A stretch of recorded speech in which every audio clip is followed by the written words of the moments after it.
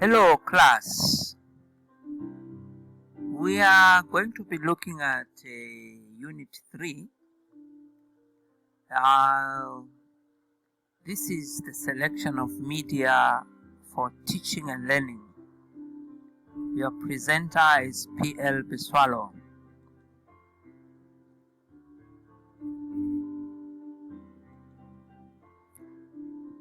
This is our introduction. We have discussed the range of media available you could use during instruction,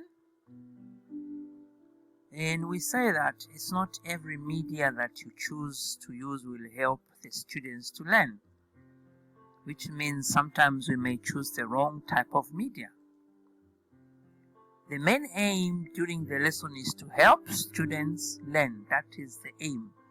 So as a teacher, you should aim for that. You must be aware by now that in order for learning to take place, instruction may be necessary. Actually, it is necessary.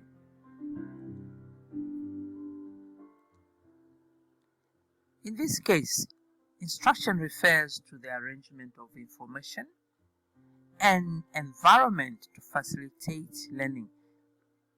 Environment is key. Not just information, but the environment to facilitate learning to take place. By environment, we do not just mean where instruction takes place, but also the methods, media, and equipment that are used or are needed to guide the learner's study. I hope this is clear. Learning outcomes of this unit is for you to identify the criteria that should be used to select media during instruction,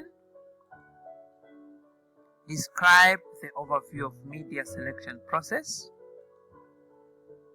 present graphically the media selection model. We do have media selection models, and you must know how they look like graphically. Terminology. These are some of the terminologies you're going to find in the unit. Selection of media. The process of identifying and selecting the appropriate media to be used in achieving the learning objectives. Media characteristics. Qualities of media that we need to exploit when selecting media. I've already mentioned about media selection models. Basically, they have basic elements that need to be taken into consideration when choosing media. More terminology. The systems approach. This is very important. This is a way or system of doing things systematically, following a logical and flexible approach. The Assure model, a procedural guide for planning and conducting instruction that incorporate media. You can read more about this in your model. In your module. Criteria for selecting media during instruction. Before you select, the following questions can guide you in selecting the most appropriate media during instruction. When do I use media during the lesson? What will the media do for my students? How will I select the right media? How will I prepare for the use of media? Again, how will I select the right media? In selecting the right media, two main steps have to be followed. The first step being you must determine your instructional goals, and secondly, You must select most appropriate media to meet the goals.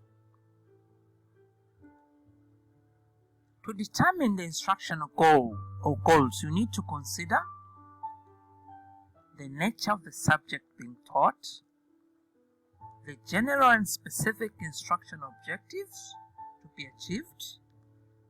For example, what information, skills, attitudes, or behavior should the students have acquired at the end of the lesson as a result of instruction on that particular topic? Objectives are very important when it comes to teaching and the use of media. Also, what is the nature of the subject matter or content to be learned? You have to consider this one as well. To select the media that meets your instructional goals, these are some of the questions you can ask. What are the characteristics of my learners? For example, the number of students, their preferred learning styles, learner variables such as reader or non-reader, entry competencies, etc. Will the media be used for large group, small group, or individual instruction or study? To select the media that meets your instructional goals, you will need to answer the following questions. Will the media be visual, oral, or audio, or a mix of audio-visual, a combination, projected or non-projected? In other words, what media matches your instructional goal and objectives? Again, what specific purpose should the media achieve? Perhaps arouse motivation or maintain interest in the lesson. Here are some more questions. What media options are available to choose from? Which medium or combination of media will be most economical yet effective? Will the media selected provide for learner participation? Will the learner participate? Will they be involved in the instruction? These are very pertinent questions. Now we look at criteria for media selection. Instruction objectives are very important. The nature of the content.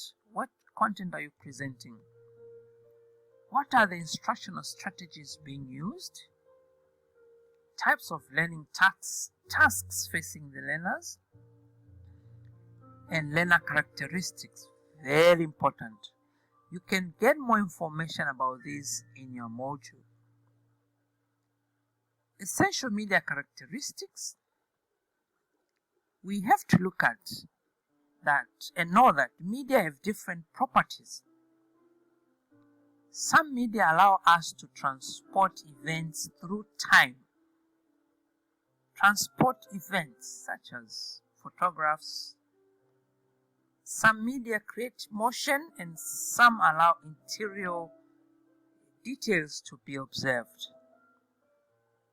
Other media can be transported through space and reproduced anywhere, such as radio and television. These allow information from a central place to be heard. And nowadays, with the introduction of social media, this is even more prevalent. Media can be transported via social media in different formats, including pictures, videos, sound, etc., etc. Some of the things you must look at on essential media characteristics include practical constraints. You may have challenges to implement or use certain media. Some teachers may not be well versed with some media, or they have attitudes towards using media. This can be problematic. How appropriate is the media? The next thing we look at is application of the systems approach to media selection and use. A system is a way of doing things. You need to read more about this in your module on the systems approach. There are many systems that are used when it comes to applying or media selection and its usage. We do have also the media selection process. There are many processes available. Obtaining specific materials for the identified media format will involve one of three initiatives. Selecting available materials. This is selection. So what is available? How you modify existing materials to suit your own needs, and designing new materials. Very important. The media selection process. Locating and selecting instructional materials involve the following steps. The needs. What are you trying to accomplish? You should look at a variety of sources. This is very important. The process. Obtain and preview the materials. Try out the materials with your students. Very important. Compare any competing materials. Make your selection. Use the information you have gathered to select the instructional materials that you think will work best in your situation. The last thing that we'll be looking at is media selection models. There are many models available, so basically you should read the specific section in the module on selection models. But one model that is very important that we use not for selecting but to actually create materials is the Assure model. These are the steps of the Assure model. It's a very common model. You should read more about it in your module because the information is quite clear and straightforward. Sometimes we need to locate relevant materials, so we need to look at school. Do we have any materials that we can locate? In the neighborhood, the internet, professional organizations. So these are places where you can actually get relevant materials. So we've come to the end of our presentation. I hope it was useful and that you can use this to select proper materials. Thank you very much. All right. We'll continue with the next presentation in due course.